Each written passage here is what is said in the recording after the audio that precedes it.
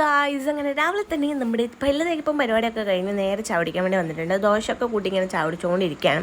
ഏട്ടനാണെങ്കിൽ ഞാൻ എന്തൊക്കെയോ പറഞ്ഞുകൊണ്ടാണ് തിന്നുകൊണ്ടിരിക്കുന്നത്. എന്തൊക്കെയോ ചളിയൊക്കെ അടിക്കുന്നുണ്ട്. അതുകൊണ്ട് തന്നെ ഞാൻ ഏട്ടനെ തന്നെ കുറച്ച് സൂമാക്കി വീഡിയോ എടുക്കാൻ വേണ്ടി തുടങ്ങി. ഏട്ടനെ കുറച്ച് ഷോഫൊക്കെ കാണാൻ പൗറാക്കുന്നുണ്ട് കേട്ടോ.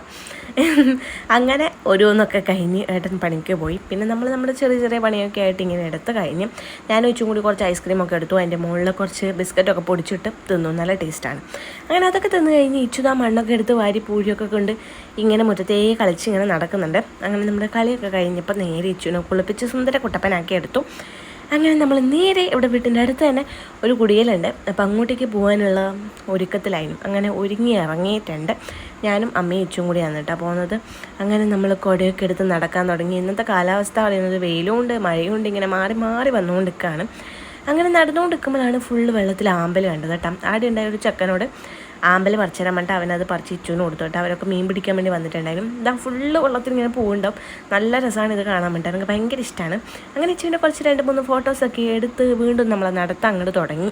നടന്ന് മനുഷ്യന്മാർ ഒരുപാട് ഇളകിയെന്ന് പറഞ്ഞാൽ മതി മക്കളെ.